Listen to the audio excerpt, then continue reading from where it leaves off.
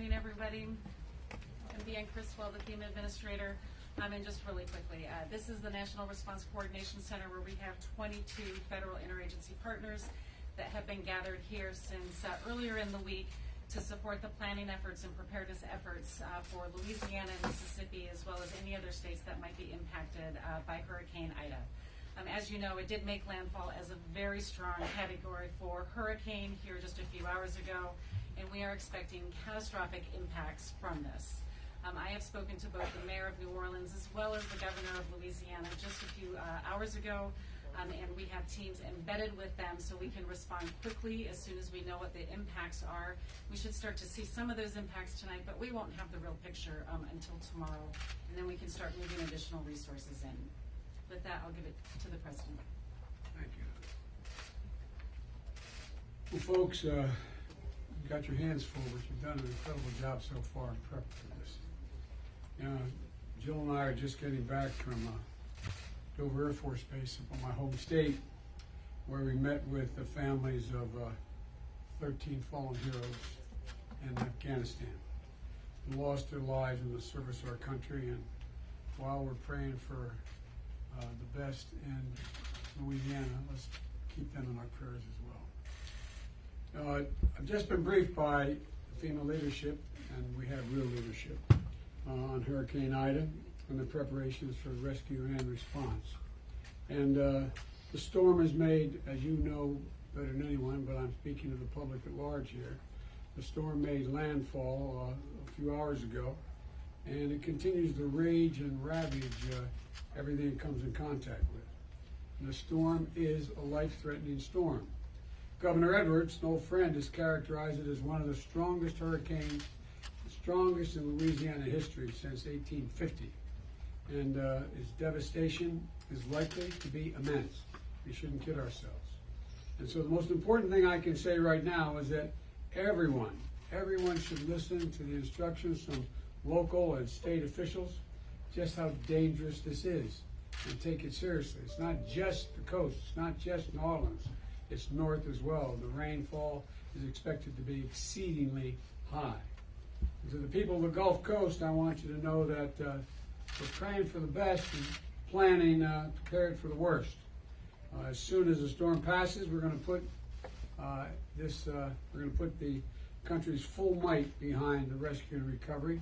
And I mean that. I've been around for a lot of hurricanes. I'm no expert, but I've been around for a lot of hurricanes, and I don't think we've ever had as much preparation, long-term preparation with the levee system and preparation here. Thanks to the administrators and leadership and the hard work of the FEMA team, all of whom are gathered behind me, many of whom are gathered behind me, we've already pre-positioned resources that we know are going to be needed, and equipment and response teams in the region. This includes 2.5 million meals and 3 million liters of water.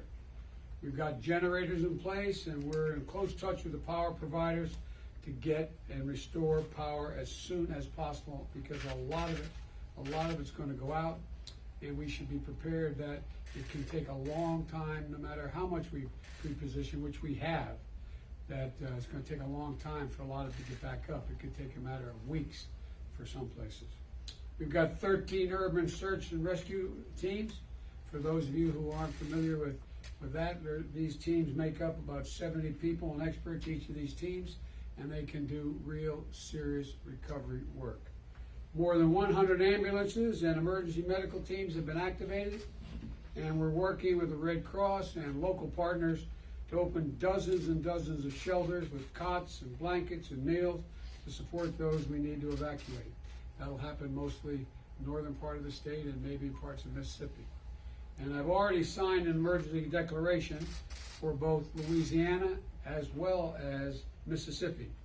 And I want to make sure that we're ready to surge all the response capability that we have to deal with whatever comes next. And a lot's going to be coming. I've been in touch with the governors of Alabama, Mississippi, and Louisiana, and my team at the White House has been in touch with other state, local, and federal officials in the region. And they know there'll be the full resources and support of the federal government. So I want to emphasize again, this is going to be a devastating hurricane, a life-threatening storm. So please, all you folks in the Mississippi and in Louisiana, Mississippi, and God knows, maybe even further east, take precautions. Listen, take it seriously, really very seriously. And you know, the whole of government effort is ready to get to work. I can't think of any time where the federal, state, and local folks have worked together more closely and in advance of an obvious, significant natural disaster. And folks, we're going to be here. We're going to be here to help the Gulf region get back on its feet as quickly as possible, as long as it takes. As long as it takes. So thank you, and may God protect those in the path of the storm, and God willing, we'll get through this sooner than later. But don't kid yourself. This is going to take a lot of resources, a little bit of luck, and as my grandfather would say, the grace of God and the goodwill of the neighbors. And by the way, look out for your neighbors. If you're in the region, look out for your neighbors.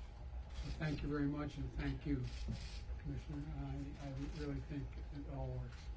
I'm not supposed to take any questions, but go ahead. Mr. President, on Afghanistan, I'm not going to answer Afghanistan now. can you just fill in a Okay. risk as like a reporter?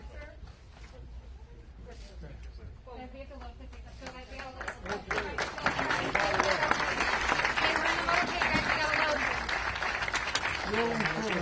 I know there's no group of Americans know how much dangerous it is more than you guys do. So let's stay at it to the very end. I know you will. You've done everything you can to help prepare these folks, but I tell you what, it's I think we're going to be taking a look at additional levee systems a little further south. Thank you. And I promise you, Governor, is truly